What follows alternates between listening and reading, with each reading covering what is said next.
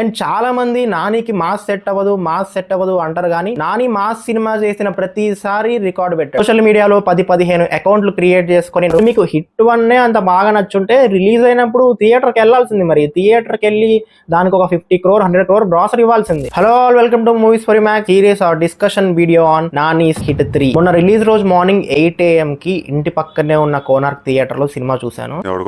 Actually Sudarshan కి are PCX కి వెళ్దాం అనుకున్నాను, బట్ హెల్త్ కొంచెం బాగోపోవడంతో ఇంటి పక్కన ఉన్న కోనార్క్ థియేటర్ లోనే సినిమా చూశాను. అండ్ డిసప్పాయింట్మెంట్ ఏం లేదు, ఆ వైబ్ అయితే ఫుల్ గా క్యారీ అయింది. ఆడియన్స్ నుంచి ఆ రెస్పాన్స్, ఆ వైబ్ అదంతా సేమ్ సుదర్శన్ లో చూసిన ఫీలింగే వచ్చింది. మీరు ఇంకా హిట్ 3 సినిమా చూడనట్టయితే థియేటర్ కి వెళ్ళండి. ఆ లాస్ట్ 30 minutes సీక్వెన్స్ ఏదైతే ఉందో అది complete ticket worthy. And Nani characterization కూడా ఇప్పటి వరకు ఏ సినిమాలో చూడనంత క్యారెక్టరైజేషన్, అది కూడా చాలా ఎటకారంగా, చాలా వైలెంట్ గా నవ్విస్తాడు, ఎంటర్టైన్ చేస్తాడు, చాలా వైలెంట్ గా ఉంటాడు. ఇవన్నీ చాలా బాగా వర్క్ అయ్యాయి.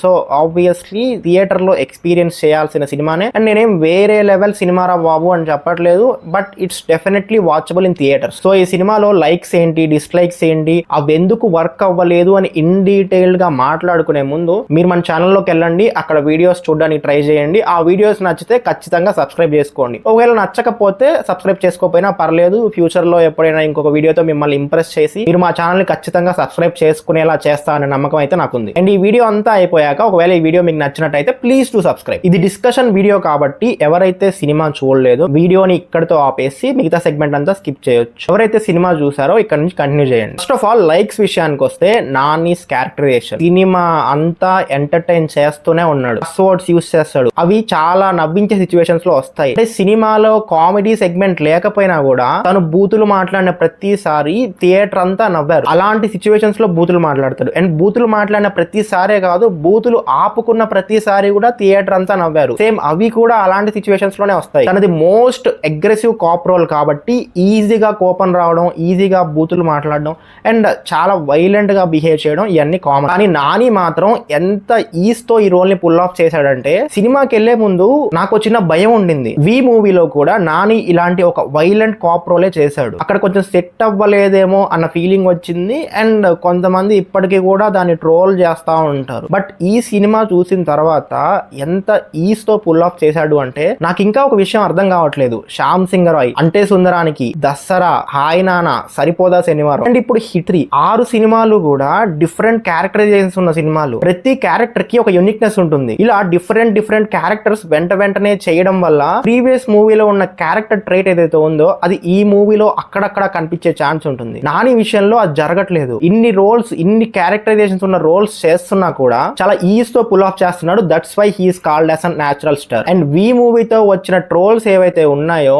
ఇప్పుడు అంతకంటే వైలెంట్ క్యారెక్టర్ అర్జున్ సర్కార్ క్యారెక్టర్ తో వాటిని అన్నిటిని తిప్పికొట్టాడు. అండ్ చాలా మంది నానికి మాస్ సెట్ అవ్వదు అంటారు కానీ నాని మాస్ సినిమా చేసిన ప్రతిసారి రికార్డు పెట్టాడు. నానికి మాస్ సెట్ అవ్వదు అనేది మీ ఒపీనియన్. సోషల్ మీడియాలో 10-15 అకౌంట్లు క్రియేట్ చేసుకొని నానికి మాస్ సెట్ అవ్వదు అంటే మాస్ సెట్ అవ్వకుండా ఉండదు. ఫైనల్ గా జడ్జ్మెంట్ ఇచ్చేది ఆడియన్స్. మాస్ సెట్ అవ్వకుండానే తను మాస్ సినిమా చేసిన ప్రతిసారి ఆడియన్స్ థియేటర్ కి ఎందుకు వచ్చి సినిమా చూస్తారు? అంతే కదా. నిజంగా మాస్ సెట్ అవ్వకపోతే సోషల్ మీడియాలో ఉండే 10-15 అకౌంట్లు కాదు, డైరెక్ట్ గా ఆడియన్స్ రిజెక్ట్ చేస్తారు. ఆ రిజెక్షన్ లేనప్పుడు మాస్ సెట్ అవ్వదు అని మీరు ఎలా అంటారు? నేను థియేటర్ లో సినిమా చూస్తున్నప్పుడు నాని మాస్ మూమెంట్స్ కన్నీ అరుస్తున్నారు. థియేటర్ లో ప్యూర్ విజిల్స్ పడుతున్నాయి, థియేటర్ లో పేపర్స్ ఎగరేస్తున్నారు. అండ్ నేను వెళ్ళింది సుదర్శన్ థియేటర్ కూడా కాదు, మా ఇంటి పక్కన ఉన్న కోనార్క్ థియేటర్. సో ఫైనల్ గా చెప్పేది ఏంటంటే audience acceptance matters, not your opinion. కానీ నానికి మాస్ సెట్ అవ్వదు అనుకునే వాళ్ళు సెట్ అవ్వదు అని అనుకుంటూనే ఉన్నారు. ఎందుకంటే నానికి ఒకసారి మాస్ సెట్ అయ్యింది అని వాళ్ళు ఒప్పుకుంటే నాని ఇలానే మాస్ సినిమాలు చేస్తూ వెళ్తే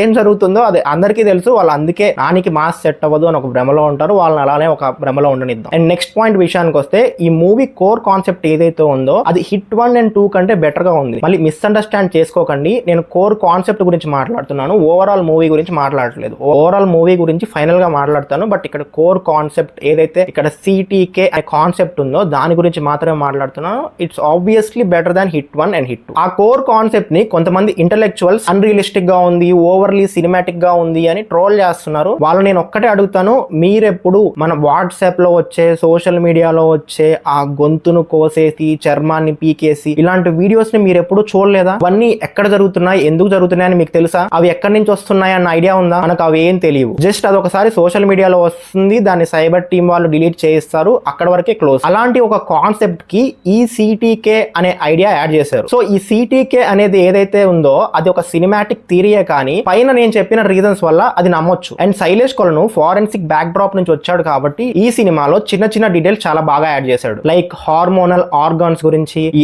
ఐస్ కరిగించడం, అన్నిటికంటే ఇంపార్టెంట్ పాయింట్ కత్తి బయటికి లాగితే ఎక్కువ డ్యామేజ్ జరుగుతుంది అని ఇంటర్వెల్ లో చూపించడం. ఇలాంటి డీటెయిలింగ్స్ అన్ని చాలా బాగున్నాయి. అండ్ ప్రీ క్లైమాక్స్ లో మృదుల అర్జున్ సర్కార్ ని వెతుక్కుంటూ అడవిలోకి వెళ్ళినప్పుడు తను రేడియో కమ్యూనికేషన్స్ లో స్పెషలిస్ట్ అని చెప్తుంది. ఇదేం నార్మల్ గా యాడ్ చేసిన సీన్ కాదు. ప్రేమ వెళ్ళు ఆ సాంగ్ లో చిన్న గ్లింప్సెస్ వేశారు. ఇంకా ఆ లాస్ట్ 30 minutes యాక్షన్ సీక్వెన్స్ ఏదైతే ఉందో అది మెంటల్ మాస్. నిజంగా చెప్పాలంటే నేను తెలుగు సినిమాలలో ఇప్పటి వరకు చూడని బ్లడ్, ఇప్పటి వరకు చూడని గోర్, ఆ వైలెన్స్, ఆ యాక్షన్, కొరియోగ్రఫీ, సినిమాటోగ్రఫీ అంతా ఒక పీక్ స్టఫ్ ఉంటుంది. అండ్ థియేటర్ లో ఆ 30 minutes అరుస్తానే ఉన్నారు. సో వాళ్ళు ఏదైతే పర్పస్ మీద ఆ లాస్ట్ సీక్వెన్స్ ని బాగా హైప్ చేసి ప్రతి ఇంటర్వ్యూలో, ప్రతి ఈవెంట్ లో చెప్పుకుంటూ వచ్చారో అది సర్వ్ చేశారు. అండ్ శైలేష్ కొలను గారు ఈ సినిమాలో ఫ్యాన్ బాయ్ డ్యూటీ చేశారు. టైటిల్ కార్డ్ దగ్గర మొదలు పెట్టుకొని నిజంగా టైటిల్ కార్డ్ అయితే చాలా ఇంప్రెస్. నేనైతే ఎక్స్పెక్ట్ చేయలేదు నానికి టైటిల్ కార్డ్ వేస్తారు అని. Actually he deserves it. అతనికి ఉన్న ఫిల్మోగ్రఫీకి,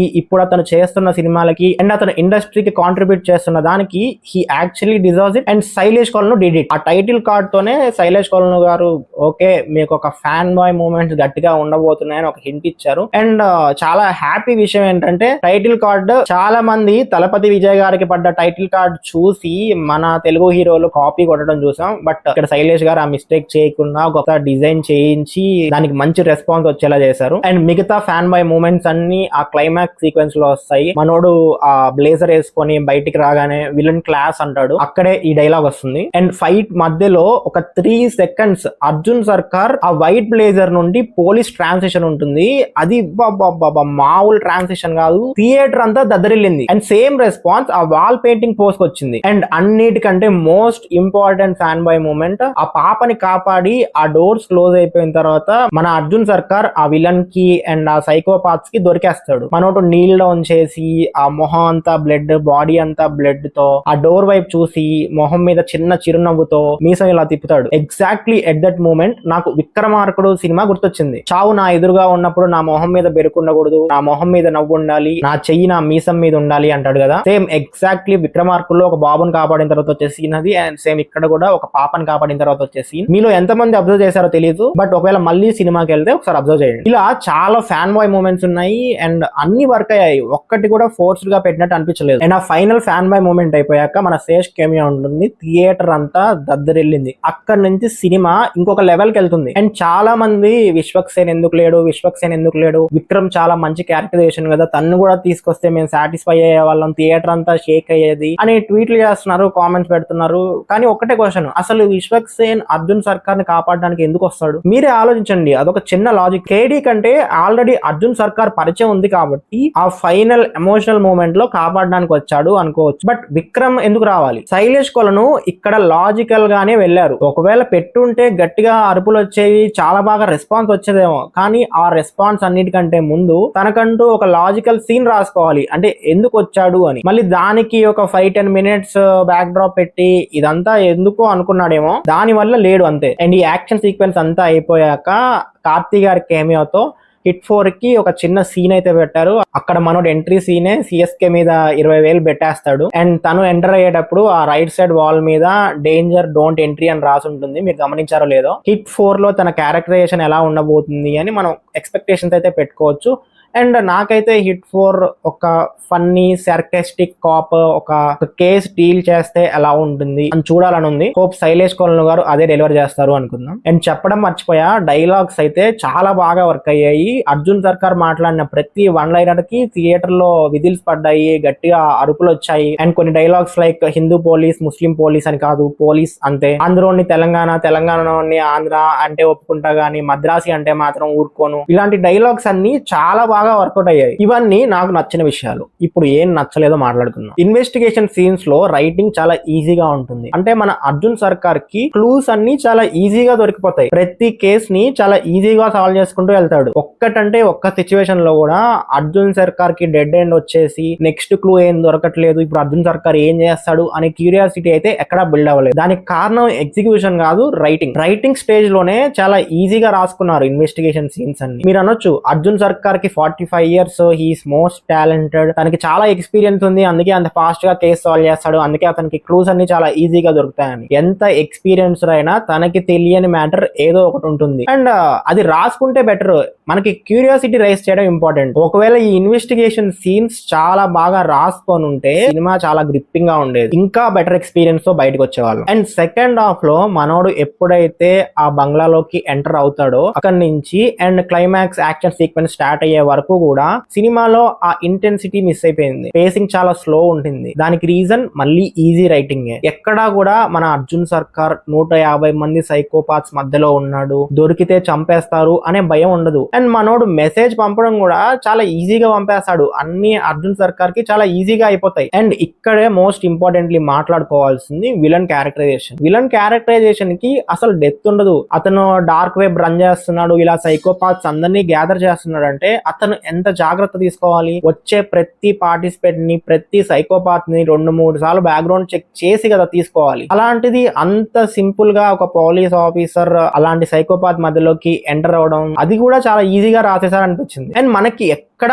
ఆ భయం రాదు. అర్జున్ సర్కార్ కి ఏదో అయిపోతుంది, విలన్ చాలా బ్రూటల్ గా ఉన్నాడు అండ్ ఆ సైకోపాత్స్ చాలా బ్రూటల్ గా ఉన్నారు అనే ఫీలింగ్ రాదు. ఎందుకంటే విలన్ ని స్టార్టింగ్ నుంచే చాలా జోకర్ లాగా చూపిస్తారు. ఒకవేళ అదే విలన్ కి ఒక మంచి డెప్త్ ఉన్న సీన్ గానీ ఆర్ ఇంకేదైనా తనకి బ్యాక్ స్టోరీ గానీ ఏదైనా చిన్న బ్యాక్ స్టోరీ పెట్టుంటే వేరే లెవెల్ ఉండేది. బట్ ఆ వేరే లెవెల్ కి కొంచెం తక్కువ ఎక్స్పీరియన్స్ తోనే సినిమా ఆగిపోయింది. అండ్ సెకండ్ హాఫ్ లో వచ్చే ఆ హీరోయిన్ ట్రాక్ కూడా నాకు కొద్దిగా ఆఫ్ అనిపించింది. అండ్ బీజిఎం గురించి మాట్లాడుకోవాలి. బీజిఎం అయితే నాకు పర్సనల్ గా ఎక్కలేదు. అండ్ చాలా మంది క్రిటిక్స్ రివ్యూస్ లో కూడా నేను అదే చూసాను. అండ్ పబ్లిక్ టాక్ లో కూడా కొంతమంది బీజిఎం ఓకే పర్లేదు, సినిమాకి ఇంకొంచెం బెటర్ మ్యూజిక్ ఇవ్వచ్చు అనే చెప్తున్నారు. బట్ ఇంకొంతమంది బీజిఎం బానే ఉంది కదా అన్నట్టు మాట్లాడుతున్నారు. బీజిఎం ఎక్కడ బాగుందంటే ఈ లాస్ట్ క్లైమాక్స్ 30 minutes సీక్వెన్స్, ఈ 30-35-40 minutes సీక్వెన్స్ ఏదైతే ఉందో అదంతా బీజిఎం బానే ఉంది. కానీ ఇన్వెస్టిగేషన్ ప్రొసీడింగ్స్ లో అంతగా అనిపించలేదు. మీరు కింద కామెంట్స్ లో చెప్పండి మీకు పర్సనల్ గా బీజిఎం ఎలా అనిపించింది అని. ఇప్పుడు కొన్ని జనరల్ పాయింట్స్ మాట్లాడుకుందాం. అందరూ హిట్ 1, హిట్ 2 అండ్ హిట్ 3ని కంపేర్ చేసి హిట్ 1 చాలా బాగుంది, హిట్ 2, హిట్ 3 అంతగా ఏం లేవు, అది ఇది అని చెప్పి 3 సినిమాలు కంపేర్ చేస్తున్నారు. ఒకటి చెప్పండి, అసలు కంపేర్ ఎందుకు చేయాలి? 3 సినిమాలకి హీరో వేరు, వాళ్ళ క్యారెక్టరైజేషన్ వేరు అండ్ వాళ్ళకి వచ్చిన కేసులు వేరు. అలాంటప్పుడు ఒకేలాగా ఉంటుంది అని ఎలా అనుకుంటాం? మీరు అనొచ్చు ఇన్వెస్టిగేషన్ ప్రొసీడింగ్స్ లో ఆ రైటింగ్ అనేది కొంచెం ఫ్లాస్ ఎక్కువ అయ్యాయి అని, అది ఒప్పుకుంటా. కానీ హిట్ 1 లాగానే ప్రతి సినిమా ఉండాలి అంటే మిగతా హీరోలకు ఉండే క్యారెక్టరైజేషన్ ఏంటి, వాళ్ళకు వచ్చే కేసులు ఏంటి అండ్ అవి వాళ్ళు ఎలా డీల్ చేశారు అనే కదా. మరి మీకు హిట్ 1 అంత బాగా నచ్చుంటే రిలీజ్ అయినప్పుడు థియేటర్కి వెళ్ళాల్సింది. మరి థియేటర్కి వెళ్ళి దానికి ఒక 50 crore 100 crore గ్రాసర్ ఇవ్వాల్సింది. Today everybody comes out and says hit 1 is one of the top thrillers that we made. అసలు దాంట్లో ఒక జెన్యూనిటీ ఉంటుంది, దాంట్లో ఒక అథెంటిసిటీ ఉంటుందని ఇవాళ మాట్లాడతారు. కానీ for memory sake if you go back and see the reviews of hit 1, not great reviews sir. క్లైమాక్స్ని చాలా బ్యాష్ చేశారు, నేను ఇచ్చిన డీటెయిలింగ్స్ని చాలా క్వశ్చన్ చేశారు. అప్పుడు అదేమి యునానిమస్లీ మహా గొప్ప రివ్యూలు వచ్చిన సినిమా కాదు. Today when you see turn back and see you are all saying that it is one of the best thrillers we have in Telugu అని అంతా మాట్లాడతారు. This is how it is. Final గా హిట్ 2 and 3 తో compare చేస్తే hit 1 better cinema. కానీ మరీ మీరు వేలు పెట్టి చూపించి క్రిటిసైజ్ చేసేంత దారుణంగా ఏం లేవు. అండ్ ఫైనల్ గా it's all about theatrical experience. అంటే డైరెక్టర్ మనకి ఏం చూపించాలి అనుకున్నాడు అండ్ మనం ఆ హీరో నుంచి ఏం ఎక్స్పెక్ట్ చేస్తున్నాం అనేది ఇంపార్టెంట్. వాళ్ళ పర్పస్ ని సర్వ్ చేయడంలో శైలేష్ కోల్ను సక్సీడ్ అయ్యాడు. హిట్ 3 పర్పస్ ఇన్వెస్టిగేషన్ ఉంటూనే ఒక మంచి యాక్షన్ సినిమా చూపించడం. వాళ్ళు ఏదైతే చెప్తూ వచ్చారో, ఏదైతే పర్పస్ తో ఈ సినిమా స్టార్ట్ చేశారో అదే మనకి సర్వ్ చేశారు. అండ్ ఈ ఇన్వెస్టిగేషన్స్ లో ఉన్న ఫ్లాస్ కి వచ్చిన క్రిటిసిజం ఏదైతే ఉందో అది శైలేష్ కోల్ను పాజిటివ్ గా తీసుకొని నెక్స్ట్ ఫిలిం నుంచి ఆ ఇన్వెస్టిగేషన్ ప్రొసీడింగ్స్ కూడా ఇంకా గ్రిప్పింగ్ గా రాసుకుంటాడు అనుకుంటున్నాను. అండ్ ఇందాక ఆ యాక్షన్ సీక్వెన్సెస్ గురించి మాట్లాడినప్పుడు ఈ సెన్సార్ బోర్డు గురించి మాట్లాడదాం అనుకున్నా. నాకు అర్థం కాలేదు, సెన్సార్ బోర్డు వాళ్ళు ఈ సినిమాకి ఏ ఇచ్చారు కానీ కొన్ని మ్యూట్స్ చేశారు, ఎందుకో అర్థం కాలేదు. అండ్ ఆ యాక్షన్ సీక్వెన్స్ లో ఉన్న 30 minutes ఆ గోర్, ఆ వైలెన్స్ అన్నిట్లో సగం బ్లర్స్ పోయాయి, సగం ఫాస్ట్ కట్స్ పోయాయి, అండ్ ఎక్కడా కూడా క్లియర్ గా ఆ నరకడం చంపడం అనేది చూపించలేదు. కానీ అబ్రాడ్ వాళ్ళకి ఆ వేరే ప్రింట్ వెళ్ళింది. అక్కడ 18+ అంటే ఇవన్నీ ఈ బ్లర్లు, మ్యూట్లు, ఈ ఫాస్ట్ కట్స్ ఉండవు, అన్ని క్లియర్ గా చూపిస్తారు. మరి మన సెన్సార్ బోర్డ్ తో వచ్చిన ప్రాబ్లం ఏంటో నాకు అర్థం కావట్లేదు. వీళ్ళు ఆల్రెడీ సినిమాలు తీసి ఇది ఆడియన్స్ కి చాలా డిస్టర్బింగ్ గా ఉంటుంది అనుకోవడానికి దాంట్లో చాలా మంది సినిమాలు తీసిన వాళ్ళు కాదు. మన జైషా ఎలా అయితే క్రికెట్ ఆడకుండా BCCI ప్రెసిడెంట్ అయ్యారో సేమ్ అలానే ఇక్కడ చాలా మంది ఒక చిన్న సినిమా ఎలా తీయాలి, ఎలా వర్క్ అవుద్ది అని కూడా తెలియకుండా they are giving rating for that film. ఇక్కడ ప్రాబ్లం ఏంటంటే వాళ్ళు ఎవరో సినిమా తీయని వాళ్ళు రేట్ చేయడం కాదు, బట్ ఏ రేటింగ్ ఇచ్చిన తర్వాత కూడా కట్స్ ఎందుకు, బ్లర్స్ ఎందుకు, మ్యూట్స్ ఎందుకు? సేమ్ ఇదే ఇష్యూని సందీప్ రెడ్డి వంగ గారు ఒక ఇంటర్వ్యూలో చెప్పారు. లైక్ నువ్వు నా సినిమాకి ఏ రేటింగ్ ఇస్తున్నప్పుడు ఒక సింగిల్ కట్ కూడా పడడానికి వీల్లేదు అని. అదే ఇంకా వైలెన్స్ మూవీస్ వచ్చే కొద్దీ ఏ రేటింగ్ ఇచ్చినప్పుడు ఈ కట్స్ పడకుండా, బ్లర్స్ పడకుండా సెన్సార్ బోర్డు వాళ్ళు ఏ రేటింగ్ ఇవ్వాలి అని కోరుకున్నాం. అండ్ ఫైనల్ గా చెప్పేది ఏంటంటే చాలా మూమెంట్స్ వర్క్ అయ్యాయి, చాలా మంచి థియేట్రికల్ ఎక్స్పీరియన్స్, వేరే లెవెల్ సినిమా అని చెప్పట్లేదు కానీ ఒక మంచి ఎక్స్పీరియన్స్. ఆ లాస్ట్ 30 minutes అర్జున్ సర్కార్ క్యారెక్టరైజేషన్ అండ్ తన వన్ లైనర్స్, డైలాగ్స్, ఇలా చాలా ఎలిమెంట్స్ ఉన్నాయి. అండ్ క్లైమాక్స్ లో ఆ ఎండింగ్ గన్ షాట్, ఇలా అర్జున్ సర్కార్ గన్ పెట్టి విలన్ ఇలా పేల్చేస్తాడు, అప్పుడు తన వెనకాల వల్చర్ వి వింగ్స్ వస్తాయి. సేమ్ పారడైజ్ పోస్టర్ ని దింపేసినట్టు అనిపించింది. Like Nani is giving and statement, నేను మళ్ళీ ప్యారడైజ్ తో వస్తా అని. అదనమాట విషయం. మీరు నానికి మాస్ సెట్ అవ్వదు అని అనుకుంటూనే ఉండండి, ఆ భ్రమలోనే బతకండి. మళ్ళీ నాని 26th March ఆర్ ఎప్పుడు వస్తే అప్పుడు మళ్ళీ ప్యారడైజ్ తో మంచి మాస్ సినిమాతోనే రాబోతున్నాడు అని ఆ గ్లింప్స్ లో కనపడింది. మళ్ళీ వస్తాడు, మళ్ళీ రికార్డ్ పెడతాడు, అండ్ మళ్ళీ ఆడియన్స్ దాన్ని యాక్సెప్ట్ చేస్తారు. ఆడియన్స్ యాక్సెప్ట్ చేసినంత కాలం మీ ఒపీనియన్ దేనికి పనికిరాదు. అండ్ మీకు సినిమా ఎలా అనిపించిందో కింద కామెంట్స్ లో చెప్పండి. నేను ప్రతి కామెంట్ చదువుతాను అండ్ ప్రతి కామెంట్ కి రిప్లై ఇస్తాను. That's the video guys, signing off team movies.